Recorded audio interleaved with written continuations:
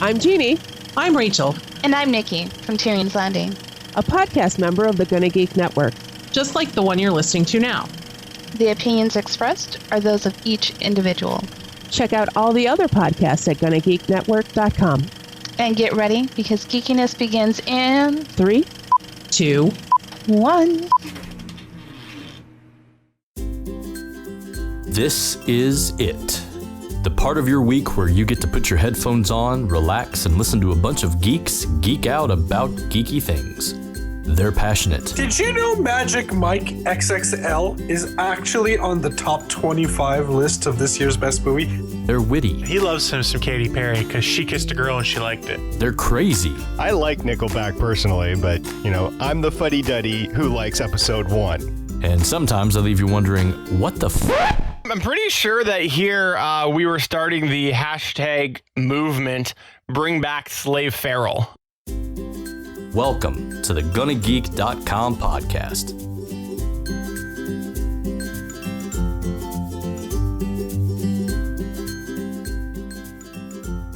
Hello and welcome to episode 145 of the official GonnaGeek.com podcast. My name is Stephen Jondrew, and with me today is Chris Ferrell. My setup is thankfully dry. We also have with us Jean-Sebastien, the legendary, the French Canadian sensation. We'll go with that. What's up, JS? Not much, you guys? I've had drier days, and we have taking Stargate Pioneer seat. SP is indeed away again. We can only assume that this means that he is either rewatching Civil War for 100th time, or he just thinks that we smell bad. He is away, but we have the one and only Sunkast from GFQ Network. It's probably the latter. Yeah, so Sunkast, you are here today, and we appreciate you filling in, taking the SP seat, so thank you very much for that. You're welcome. And while you are taking the beloved SP square on the video side of things at youtube.com/GonnaGeek, is there anything that you want to say pretending to be SP? Because my understanding is when anybody's in that square, it means that SP has to do that. That's my understanding, but I could be wrong on that. So I have to be the director of SNASA now and Sure. be the fuddy-duddy? Sure. The acting director of SNASA. Yeah, you said it, fuddy-duddy. But the problem is you have to like Nickelback now, and I'm not sure anyone can make that sacrifice besides SP. Oh, God. Oh, mine too. As long as it's yeah. not Justin Bieber. That's true. That's true. I don't know who's worse. They're probably as equally bad. I would It's a agree with that. toss-up. So if You you know, the didn't funny catch, part by of the that way, at is- the beginning of this show here, I commented on all sorts of dryness and people commented on wetness.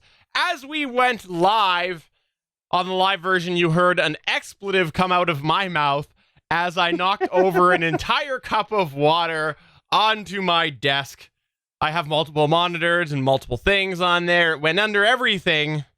And yeah, it's all in my keyboard. So if all of a sudden we randomly start to switch between people, that's the reason why. It has nothing to do with me. Just means that my keyboard is going kaput if it just randomly starts to switch. So there you Did go. Billy Madison, take a bunch of water and put it on his pants too to try to make you feel better? Billy Mays. Billy Madison. Billy Madison? Oh, I see. Oh, okay. Yeah. I thought you were doing. Okay. Gotcha. So it was described in our chat room, this great incident, as the great moistening of 16. So, yes. That's funny. That's funny. That is very funny. It's an excuse to say a word moist that bugs some people, I'll be honest. I don't understand why it does. Stuff bugs all types of people all the time. Yeah. No, it definitely does. They don't like the word moisten. What about succulent? Makes me Well, think of a apparently, juicy steak. it's now illegal to seductively eat fruit in China. What? I saw Yeah, that.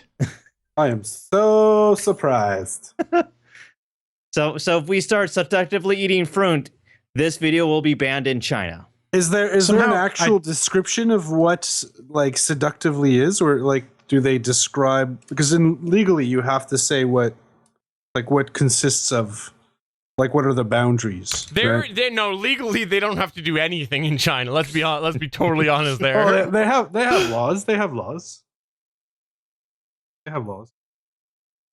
Yeah, well, anywho, thank you everybody who did wait with us at www.geeks.live patiently, because it was quite the trauma this week for me, and hopefully next time we'll actually be on time, which is usually Mondays at 5:45 p.m. Pacific. That's 8:45 p.m. Eastern at geeks.live. Oh, lovely.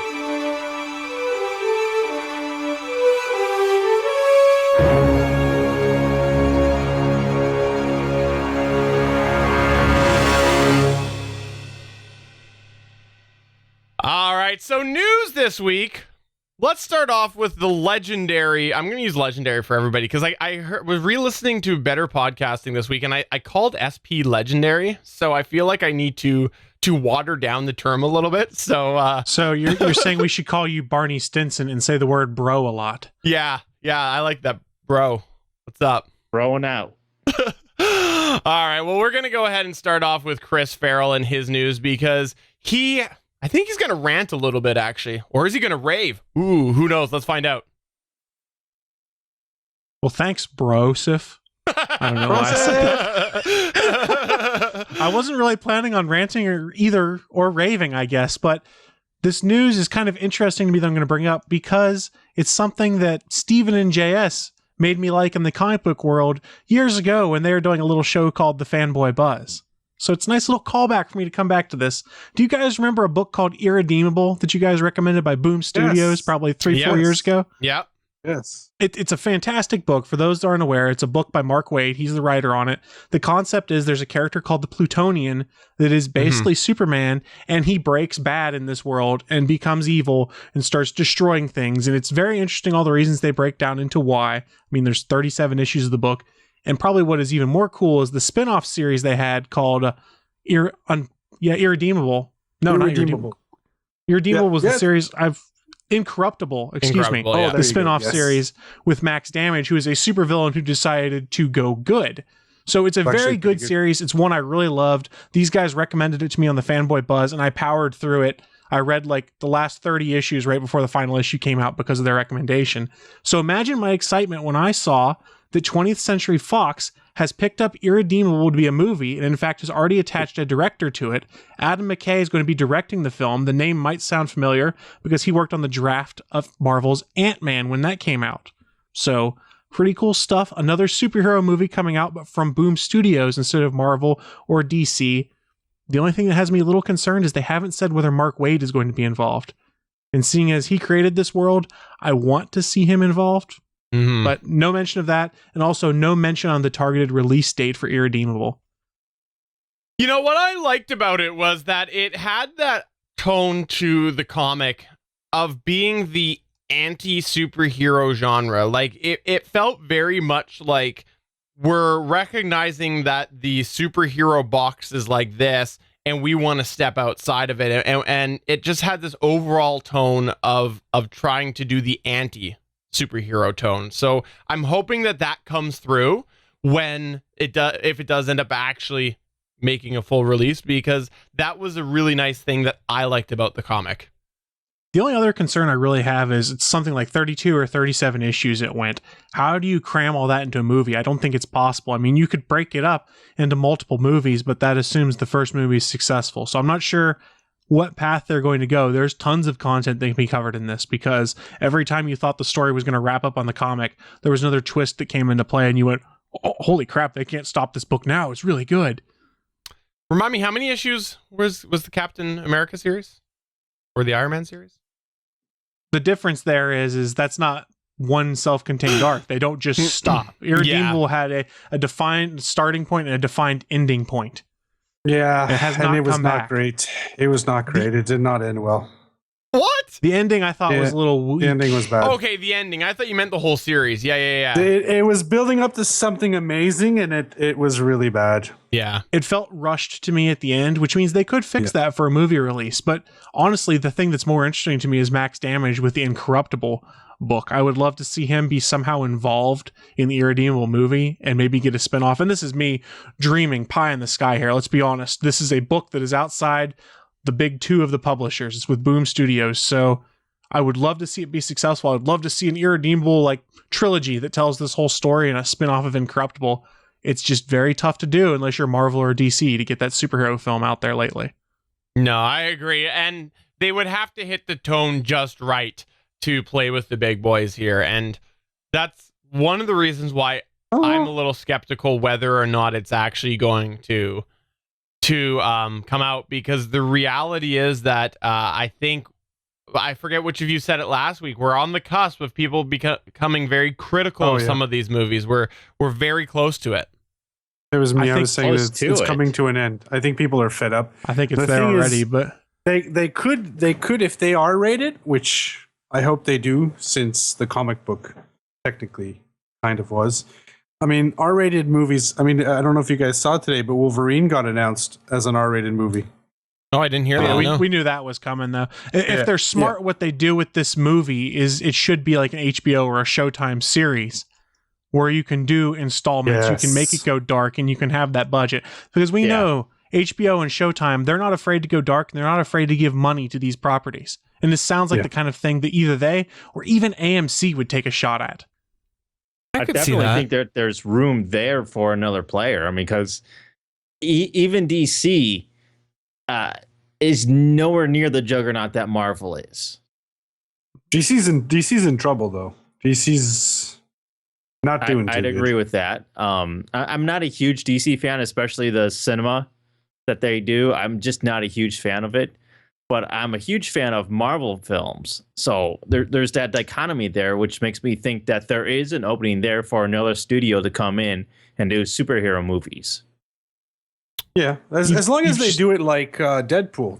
Deadpool was so successful. I think a lot of that because it was different. Came down to the comedy that was involved. I think that comedy was just so on point that it could be extremely difficult to replicate that.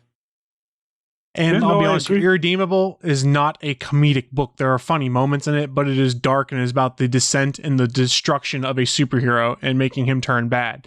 So it's different than what you have out there traditionally, because you'll see little things here and there, hints that maybe one of these Marvel or DC guys might be a bad guy before they fix it. But this is about the destruction of the Plutonian and the terrible things he does as he becomes more and more twisted. It would be really cool if they did one of the, like they did the first movie and then they did the second movie and it was Irredeemable. Yeah. Seen from another, that would be really cool. I don't know if they could pull that off, but if they really did what the comic did, it would be amazing.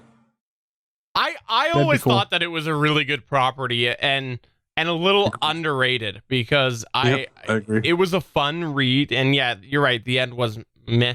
But the end was horrible. They missed their chance on that. But I think they rushed it. That was the problem. They rushed it, and I think he there was probably some type of politics or something that we don't know that stopped him from being able to do.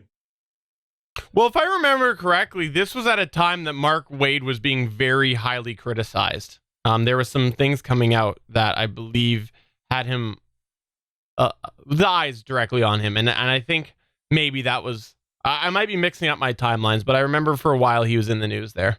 He won an Eisner for Irredeemable for writing that, so I know he got a lot of credit for that. There might have been some kind of politicking going on at Boom. I honestly don't remember.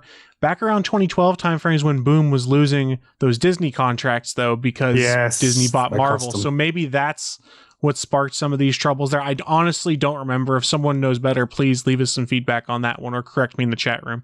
Absolutely. And you can do that through a variety of places. You can definitely give us a call at 567-343-GEEK. That's 567-343-4335. You can tweet us at GonnaGeek or go to facebook.com/GonnaGeek. If all else fails, just go to www.gonnageek.com and click on the latest episode there and write us information. So let's move on to the next point, though, here. And the next point is, I think it's geared a little bit towards a couple of you fine gentlemen here. It is to do with your fair country and my fair country. What exactly could that be? Exciting. Well, it's going to depend on what happens here over the next, 6 to 8 months for you guys, because many of you people have said that if Trump wins, you're coming to Canada. We've heard that many times, right? I don't know what you're talking about. Well, this might not work for you, but there is indeed a company who is started up a dating website geared towards bringing Americans matches in Canada should they want to come up here. So this new up and coming website has started to push their service based off of that. And I believe the what's the name of Maple Match? Maple Match is the name of this dating website aiming to pair Americans with Canadians in possible event of a Trump presidency. So that's how I get my green card. Did you hear that Immigration Canada's website traffic exploded the day Trump pretty much won that primary there? Oh, I'm not surprised on that at all. That's hilarious. Yeah. So basically, this is a mail order American website. Something like that, yeah. Seems to be exactly what that is. Yeah, exactly. And hopefully, Chris, if you do want to move up here, your girl will get in on it and she'll meet somebody, you'll meet somebody. Then you guys can split up, get divorced, marry, and all that stuff. Because I was scared you were about to suggest a force-mo. Hey, it's up to you. Whatever works for you. Whatever works for you. Oh man, yeah, that's interesting to see that that's happening. But who knows? Yeah, I'm not even gonna make that joke. We'll leave that alone. Make North America great again.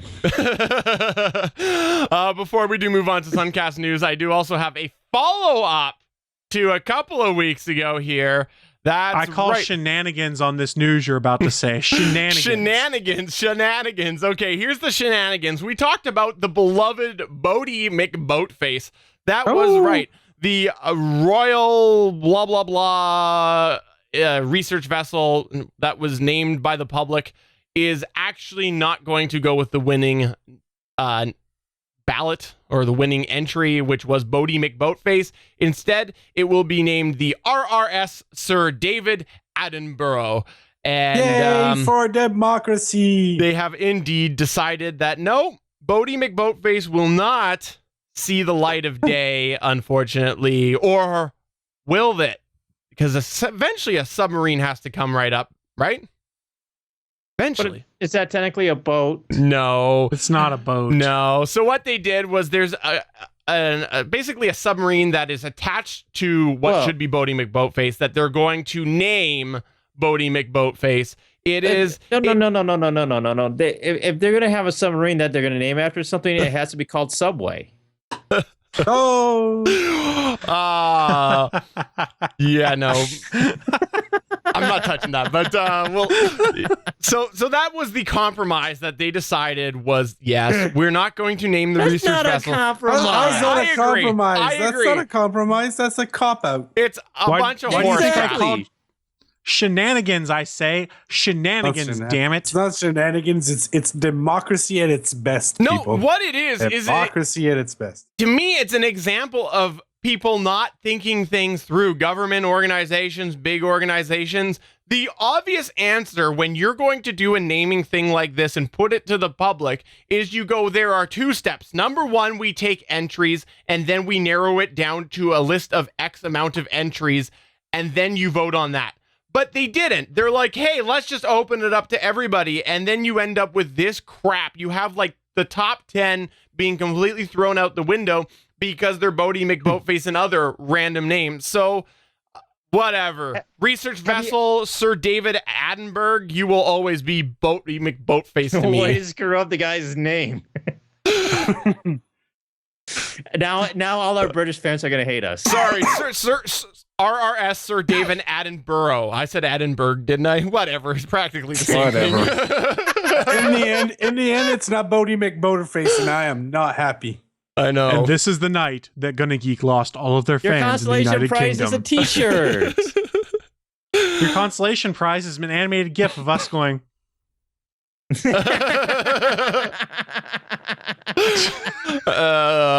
Yeah. It's so wrong. It's so wrong. It's they should revolt. Let's be There honest. should be a revolt. Nobody's going to care about this research festival anymore. Like, you could have been like, you know what? In 5 years from now, you could have been like, Bodie McBoatface needs a whole major overhaul. And people would be like, Bodie McBoatface, take my money. Now they're going to be like, Sir David Attenborough? Who's he? Whatever. Thank God they didn't do a Kickstarter. All right. Well, let's go ahead and move on into Sunkast news. Sunkast, what do you got going on here? Well, since I'm filling in for Stargate Pioneer, I have space news, of course. So Space news. on Friday, this past Friday, SpaceX launched another Falcon 9 rocket with a Japanese satellite communications satellite on it that they launched. And about 8 minutes after the Falcon 9 launched, it landed back on the drone ship. The Of Course, I Still Love You drone ship. And it was successful for a second time in a row. That's cool. Night. So this is pretty cool. This is actually the third time that they've successfully landed the Falcon 9 second stage rocket back on Earth, but only the second time that they've actually landed it on the drone ship at sea, which is really At cool. night. The fact that they're At they're night. able to do this now is really incredible. It is. I don't know if any of you have watched the webcast that they've done for these launches, but some of the information that they give out is really interesting because they were talking about the technology that they have in the rocket itself in order for this all to happen, for it to have a controlled descent back onto the drone ship. Because what you don't realize is that once the rocket launches up there and it gets into low Earth orbit, it's basically weightless. It's in zero-G gravity. And now that fuel is no longer able to get to the engine. So it's got no way to actually control the rocket itself other than the thrusters that they have built into the top of the rocket. So what happens is that the rocket, once it's up in the air in this zero gravity, it has to fire these thrusters to do a 180 and flip the rocket around so that it can land successfully back on the drone ship. That way the fuel will also go back into the engine and then it can fire that engine. Because in the zero-G gravity, there's just no way for it to work. I did not realize that, actually. Yeah, it's really cool, Huh. the technology that they have for all this stuff. And not only that, but they also were saying that these rockets are more powerful than they thought. They were saying that the Falcon 9, which is known to be capable of hauling just over 50,000 pounds to low Earth orbit, and that's up from just shy of 29,000 pounds. That's a big improvement right there. And the Falcon Heavy, which is basically just 3 Falcon 9 rockets put together, will carry 119,000 pounds instead of the previously promised 116,000 pounds. And he also says that the Falcon 9's rated liftoff thrust is 1.71 million, up from 1.3 million, while the Falcon Heavy will now put out 5.1 million pounds on liftoff instead of the earlier 4.5 million. Dang. So these are some Wow. powerful friggin' rockets. I'm Yeah, no doubt, surprised. man. Wow, that's a big change. That's Yeah. crazy. And they do account for this usually when they're building rockets, that over time they do improve the technology and the efficiency of the engines themselves. But even these numbers are surprising to most people, the fact that there is this big of an improvement that they made over time in these rockets. Wow. Well, first off, I'm going to say you've done a very commendable job of your best Stargate Pioneer with the news delivery. So I will absolutely tip my hat to you. Good information in there, but So I'm as boring as Stargate Pioneer is. no, I don't find it. Oh, come on, that's not funny. Not funny at all. This I'm is not from living up to the acting. director of NASA. No, This is from our acting SNASA director, One Sunkast. No, seriously, like that's good information. I'm surprised. Like I didn't because The it's surprise is here. no, it's like you build a rocket, you think that you would have the general scope of what it can do Yeah. being done, and then it's like isn't that like close to like a 70% or 130% increase? Steven's Or doing no, math. No, I'm sorry. Uh-oh, I the can't say math. it right. You know what I'm trying to say. Wait for it. Yeah, whatever. I don't do No, math. but I haven't good been at this math. excited about space since I was a kid in the 90s. No, I mean, it's this great. Star is Trek was really on exciting. TV. Yeah, pretty much. I mean, it wasn't until, you had the space shuttle when I was a kid in the 90s.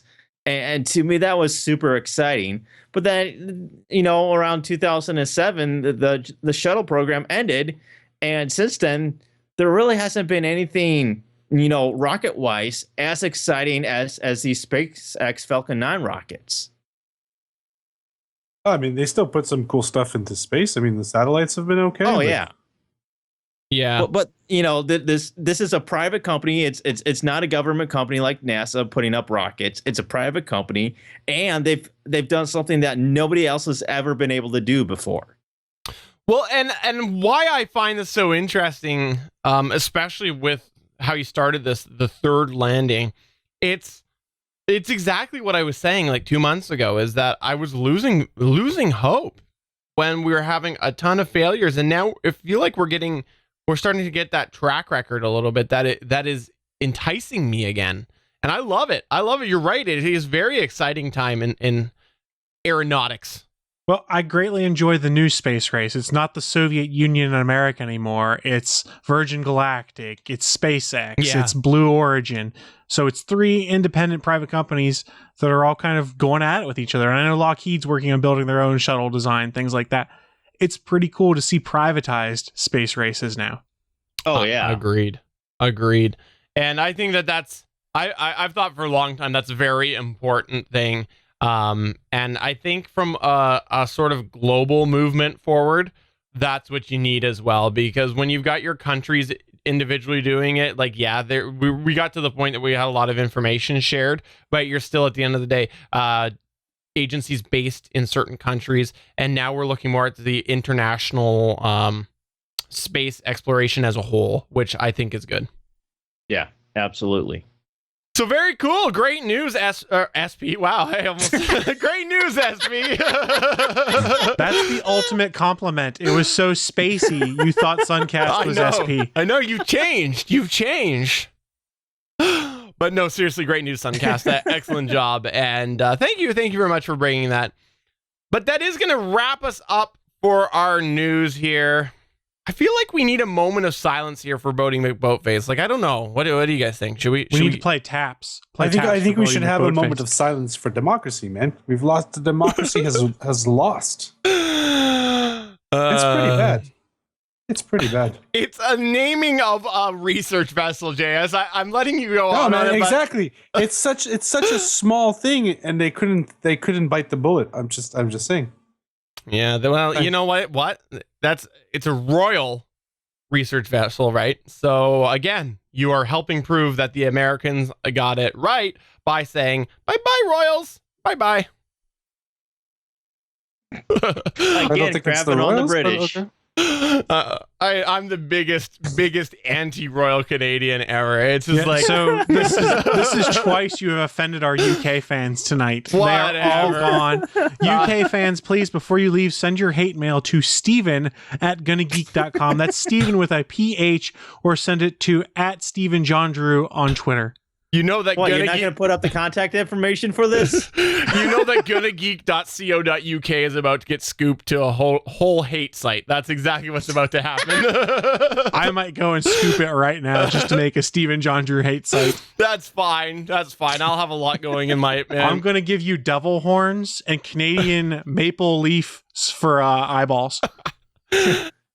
And before Chris does tap that app, I want to remind everybody that we are part of the Gonna Geek Network, which has an amazing plethora of podcasts, including In Defense Of, which in episode 20, it's titled Hamilmaniacs. There are a variety of special guests from people who are part of Inquiring Joy, people who are for Verity and Uncanny Magazine, so a whole bunch of great guests on there this week. And yeah, check that out. Episode 20 titled Hamilmaniacs, which you can find at gonnageeknetwork.com.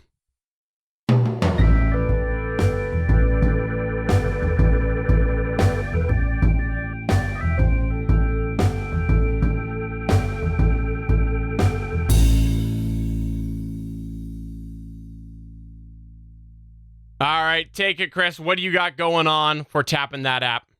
So we're going to talk apps again. And one of those necessary evils of things we have to do as podcasters, because some people don't like it, you got to use the Twitter. I'm sorry, guys. We got to use it occasionally. So you run into the problem of what is the right app to use for Twitter? And I know we have a mix of iOS and Android users in here. So real quick poll, what app do you guys use for your Twitter? I use two. I've got me the official Twitter one, which I usually use most of the time. And then the other one, which I go into but don't really pay attention to the name, is Talon. So that's the other one. I'm glad you mentioned that one. Yeah. What do you use, JS? He uses Instagram. I use Instagram, man. I'm out of Twitter. Twitter's dead to me. And Sunkast, I'm sure you use the regular iOS Twitter app. Is that correct? I normally use Echophon. Oh, Or is it okay. Echophone? Echo Phone, I think I used to use that one as well, but there was a problem I had at one point is I used to be in the iOS ecosystem. I still am from my tablet side of things. And then I got an Android phone about 4 years ago, and I had to figure out what Twitter app to go to. So this week I'm going to tell you about 2 Twitter apps I'd recommend, one for iOS and one for Android. So we'll start with Android first because Steven mentioned it. It's Talon for Android. This is the second iteration of it, and it's what I found 4 years ago when I switched to Android and was trying to find a Twitter app that I liked. And I kind of jumped on board the Talon bandwagon right when it was starting off. But it's a solid app. It is $3.99 in the App Store right now. Oh, excuse me, the Google Play Store. It's by Clinker Apps. What I found that I like about it, I've got a list of some things here. You can have 2 accounts signed in at one time, which is pretty nice. I can have the Gonna Geek account and my account on there. Maybe even a Bodie McBoatface one if that's not already taken. I haven't quite figured out. Yes. If you want to set it up to do so, you can constantly be updating in the background. I do not do so because I don't care that much about Twitter, but it is possible on this app. It's based off of Google's Material Design, so it's got the look and feel of what Android looks like with the latest updates. What I really like about this one is the development team over at Clinker Apps. They're very responsive to bug fixes and to adding new features after you've bought the app the first time. So there are updates probably once a week that are coming to Google Play that is patching bugs, it's making the system built-in browser work better, that's updating it so that animated GIFs can be displayed in there. It's really nice in that regard. And even on Twitter, if you go and tweet them, say, I'm having a problem with such and such, or I can't figure out how to do this. They've always been very responsive and haven't been dicks about it when you ask. Like I've seen some other folks be online. A couple of the other things I really like on this, you can sync the timeline with your other Twitter apps by using the tweet marker capability, which is available in some iOS apps, some other Android apps. So that basically, if I check my Twitter on my phone, I get home and I open my Twitter app, on my iPad, it can look and see, oh, here's where he left off, and move my timeline to that leave off point. So I'm not having to go through 1,000 tweets. I'm back at like That's 76 cool. or whatever. It's a very nice feature. You have to go into the options to find that and make sure you use tweet marker. Oh, sneak preview. One of the cons is it doesn't always work right. I don't think that's Talon's fault. I think it's tweet marker's fault, in all honesty. Because I've seen it across. Playing the blame game. That's what that is right there. Well, we'll see. Another thing I like on that, there is an ability to mute certain users and hashtags. So say you're a big Game of Thrones fan, but you can't watch Game of Thrones. You can mute the hashtag Game of Thrones so you don't see any tweets mentioning that. There's also a capability called Muffle. So say, for instance, Steven loves him some Gonna Geek podcast, so he decides to live tweet the whole event, and I'm tired of that filling up my timeline. I can muffle him. So basically all I see is like the first line of his tweets, and it's made smaller on there so you can easily skip past it. Pretty cool feature. Now here's one of the things I really do love about Talon. You buy it once, it works on your Android tablet and your Android phone, and also on Android Wear. You can read your Twitter timeline on your watch if you really want to. You don't do it very often, but it is pretty cool to be able to, oh, what's going on Twitter, and swipe through there and see what's going on. So the cons I've mentioned, I will mention rather, all these Twitter apps now, once they get 100,000 tokens used, they can't expand anymore. The Twitter API says, you hit your 100K mark, you don't get to do this app anymore. And they've already run into it with Talon, you might have noticed. There was an earlier version of Talon 4 years ago that hit its 100,000 user mark, and they could no longer issue credentials. So he made a new version of Talon, completely built from the ground up, got new API keys, things like that. So he's going to run into that problem again when he hits 100,000 users, I wager. And I'm hoping all he does is just build a new version of Talon again. As long as you've already got it set up, you're good to go. But the problem I ran into is I had to restore my phone, and I tried to restore my old Talon app, and it said, hey, we've hit the API key limit. You can't install this app. And I was like, what the hell? I can't use Twitter, so I bought the new version. That's a hit on Twitter, not necessarily these guys. It's the fact that Twitter limits it. No, I agree. I said, maybe Twitter will get their act together and figure out their API thing, because Twitter has always had issues with API. Mark my words, Twitter is going to die. Well, it's gone. We'll see what happens there. But part of what's going on is Twitter wants everyone to use their Twitter clients. They don't care about the third-party ones. They were built on the backs of these third-party app makers, and that's what got people interested in it. And then they wanted to get all that control. So that's when this 100,000 user limit started coming into play. Well, the problem is that all these third-party Twitter apps have better features than the Twitter app. And maybe, you nailed it. Maybe if Twitter wants people to use their application, they should add some of these stupid features that people love. Have you pulled up the Twitter app on a tablet? There's so much wasted space in the Twitter app, so much white space that is pointless. Absolutely pointless. Two last cons I had for Talon for Twitter. I mentioned earlier, tweet marker doesn't always work right. And like I said, I think it's more of an issue with tweet marker than it is for Talon. I just think that something's jacked up there because I've seen the same behavior on the next app I'll talk about. But hey, if I had to recommend it, 4.5 stars out of 5. It's the app I've been using. I love it. I wish I could put more accounts on there is my only problem because I manage a lot of Twitter accounts. I agree. Can I just interject for a quick moment here? Is that okay? Please. I love Talon. It's good. The only reason I sometimes use the standard one is because I do sometimes need more than 2 accounts. But for the Gonna Geek account and my account, I use Talon, and I love the scheduled tweets feature. It works really well. I think there's only been like 1 or 2 times since I've been using it that they haven't gone through, but overall they're pretty solid. I completely forgot about scheduled tweets. I'm glad you mentioned that. The only issue I've run into with those is where I work. There's one side of the building that doesn't have good cell phone reception, so I might have scheduled a tweet at like 8 a.m.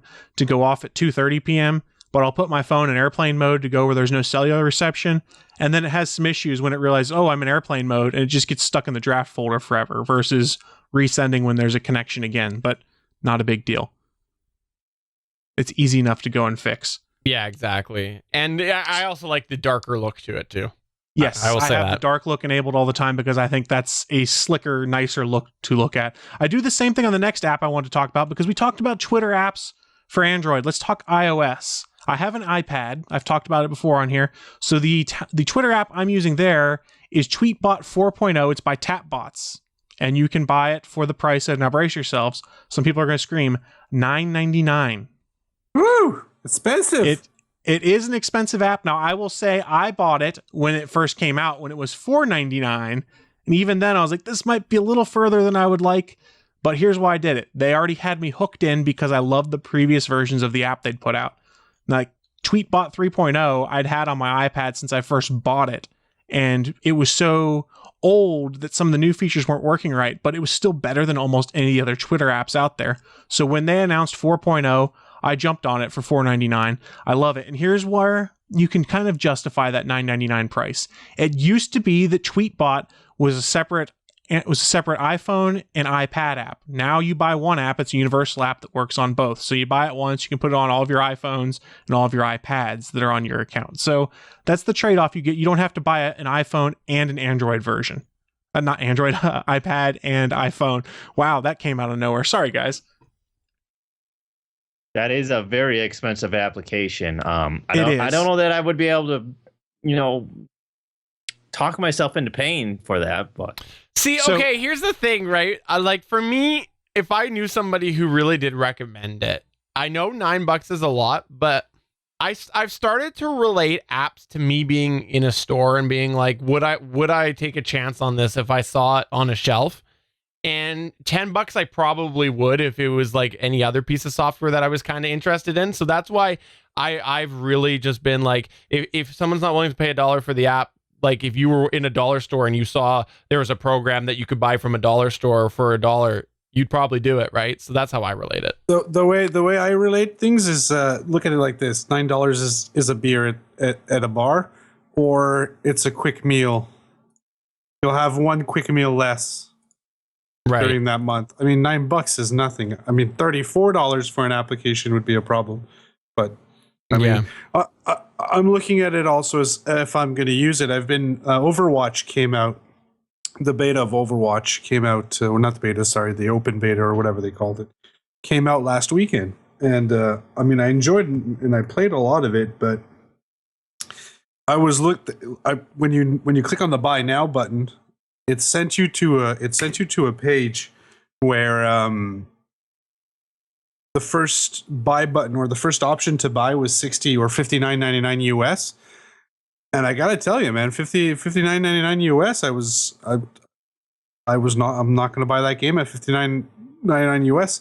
And then I discovered that you could change the options.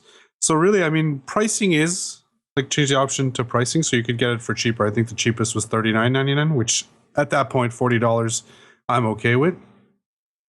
But I mean, I think what I'm trying to get to the point is apps should have multiple options for pricing. And I think with multiple options of pricing and offering you limitations, I don't know how they could manage that. I think that a lot of people would have less problems with buying these expensive apps. So you're starting to see that a little more in the iOS store, at least, where an app will come out, like the basic version of it, you either get for free or for like $1.99 or so. And then as you want to add the additional features, it's a microtransaction through the App Store. I'm not so sure I like that as much as I like just give me the full app, I'll pay full price for it, and I'm good to go. That being said, like I said at the top of the story, I'd already used Tweetbot in the past and knew I liked it. So when it was $4.99 at launch, I jumped on it because I knew for $4.99, totally worth it for me. Right. Well, yeah, for $5, it's less of an investment if you don't like it. $4.99 seems like you don't even hesitate. $4.99, I wouldn't even hesitate. It's at what price is it worth it if you don't like it? Mm. At $5, definitely. At $10, you're going to start thinking maybe a little bit hesitant about it. So this gets you into the argument where Google Play has a bit of a superior advantage, where you can buy an app and you can try it for what? It's either half hour or 2 hours, and you can return it if you don't like it. You can be like, oh, this Twitter app sucks that I paid for. Let me return it, and you get your money back. There is no mechanism like that in the App Store, which I really wish there was. So it's very tough on some of these where you're on the fence to make that decision. You either have to find someone that has the app and borrow their phone. You have to watch YouTube review videos because it's a sunk cost. You've paid the money, and whether you like it or not, you're out that money. Yeah, and it's a 2-hour return. And when I first started using Android, it was like 14 minutes. I love that they increased it. I think that it's nice to have. It works so well too. There's no like it's not clunky. There's no like it doesn't bug from what I've seen. It's instantaneous. They give you your money back. It's the same thing that Steam does as well too, where you've got 2 weeks to return a game or 2 hours of playtime. Well, you could scam the system and just say that your 5-year-old downloaded it. Does your 5-year-old download things a lot, Sunkast? Is that what you're getting at? Yes, it does. It does, yes. Yeah, so let me wrap this up real quick. Just some general pros and cons on the Tweetbot app, other than the price that we've talked about. It does support multiple Twitter accounts. I don't know what the cap is, but I can tell you I have 5 Twitter accounts I'm logged into on the Tweetbot account, and I have no problem retweeting from any of those, tweeting from any of them. Not an issue at all. I think it has one of the cleanest interfaces I've seen on iOS. It makes good use of its real estate because when you're holding the tablet in landscape format, the left panel shows all of your different accounts and all of the different features like your @replies you can select. But the right panel has an activity feed, which is really nice, that shows anytime someone likes or retweets or @replies you can see it at a glance and you can respond from there. A couple other things that are really cool. There's both a light and dark theme. I use the dark theme, but you can set it based off a timer so that when it gets dark outside, your iPad switches to the dark theme for Tweetbot. I don't like the light theme because it's too bright, so I'm always using dark. Much like other Twitter apps, you can also mute users and hashtags. But one of the coolest things they've implemented is when iOS 9 came out, there was the slide over feature that was incorporated into the iPad, where you could basically have a small column on the right side of the screen contain another app. So say I'm browsing the web, I can slide over Tweetbot and I can have my Twitter stream pop up on that right-hand column. I can scroll through it real quick and then close that slide out and be back in Twitter without having to switch apps. I can just go and view it. So nice. Real quick, Yeah, it's a very nice feature. It's not used by a lot of apps, this slide out feature, and I think a lot of regular users don't think about it. It's become more of a power user tool. That's cool. Now, we have to talk cons since we talked pros. Oh. One of the cons I'm going to have to go with is I have a lot of worries about updates for this in the future. Tweetbot 3.0 was not updated in forever because Tapbots was working on Tweetbot 4.0, but there were breakages, there were random crashes you would run into, and they weren't updating it. So my only concern is a year or two from now, when they're working on rolling out Tweetbot 5.0, what happens to the 4.0 support? And if I'm paying $9.99, I'm expecting support for a little while. I'll be honest. Another issue I ran into. There's a browser built into Tweetbot. So when you click on a link, it opens a browser within there. So you're not popping up Safari or Chrome or whatever browser you use. There's a weird issue I've run into. So say there's a YouTube video in this web page you open up. You push play on the video. You watch the first 30 seconds. You go, oh, this is stupid. I don't want to watch it. If you don't stop the video and hit close, the audio keeps playing in the background when you close the web browser. So you have to remember to stop the audio first, or you're going to have to open up that link again so that it kills the process. The first time it did it to me, I was like, what the hell's going on? Why is Steven talking to me still? Because it was me watching a replay of Gonna Geek or something to make sure that it went on there right. And it scared the crap out of me because I'm like, what is going on? Your phone's been hacked. It's just that your phone knows good taste. That's all that it is. Yeah, exactly. Now, one feature I did like is this supports tweet marker for syncing timelines, much like Talon did. It also supports iCloud. So if you had multiple instances of Tweetbot on iOS devices, it would sync via iCloud. The tweet marker implementation doesn't always work, much like Talon. That's why I think it's more of a tweet marker problem than it is a Talon problem. Sometimes it works, sometimes it doesn't. So you don't always get your Twitter feed synced. That's really the last problem I had. And if you're one of those people like those newfangled Twitter abilities to have polls or Twitter cards embedded in stuff, doesn't work on this app either, and I'm totally cool with that because I give no craps about Twitter polls. So ranking out of 5 stars, I'd give it 4 stars and say, hey, it's my favorite Twitter app out there for iOS. Well, that's awesome and very, very informative. I actually, it's funny because, 6 months ago, I went with Talon based off of talking to you. But every now and then I branch out because to me, I've never found the default Twitter app on iOS or Android to do what I want. And I don't remember the one that I used to use on iOS, but I'm intrigued on this because I'm actually considering maybe in the next few months, depending on what happens with certain cell phone upgrades, maybe getting a iPad for the house. So it would be good to check that out for $10. Ugh. Yeah, so if you guys have any questions on these apps, or if there's anything that I didn't describe well you want more detail on, just hit me up on Twitter or on any of the social networks, and I'm happy to answer any questions. Or just go to these guys' websites and look at the apps yourselves. Yeah, can I have your Apple ID so I can sign in and try it? Sure, it's FU. Oh, that's not legal, by the way. Well, legal. It violates the terms and agreements that he has taken. Mm. He's not allowed to share his exactly. login. But see, the thing is that we know that Sunkast follows all agreements for every program that he uses of all time, unless his 5-year-old accidentally buys it. Well, thank you very much for that, Chris. That's great, and really do appreciate that. So that is taking us to the end of the episode.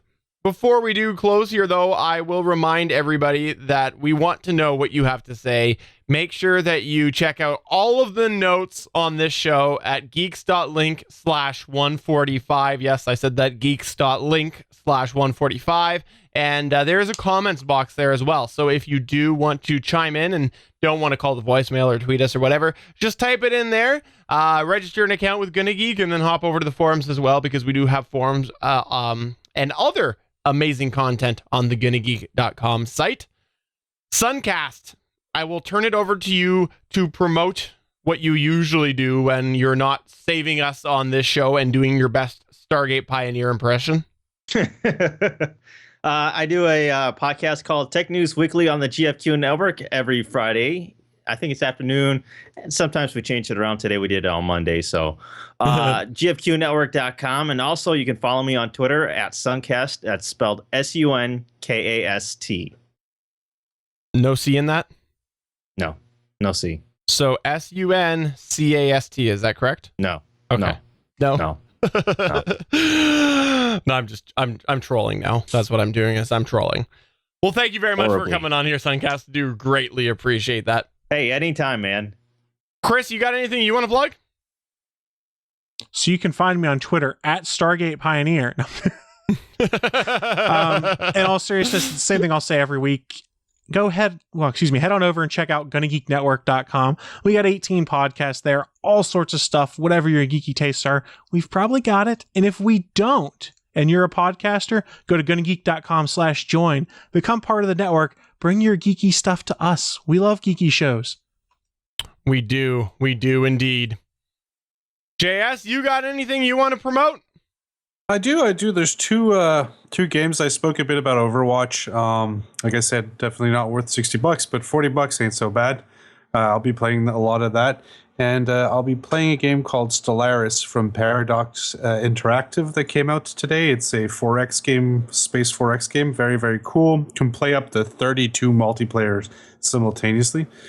So if you're interested in coming to join me playing that game, hit me up, I guess. Awesome. So that is taking us to the end of the official GonnaGeek.com show, episode 145. Again, Sunkast, thank you very, very, very much for coming on here today. We do greatly appreciate that. So for episode 145, I'm Steven Jondrew. I am not Stargate Pioneer. I have suckers. Hey, kids. Free candy! Free candy! Bye! Find Sunkast in the park with that, kids.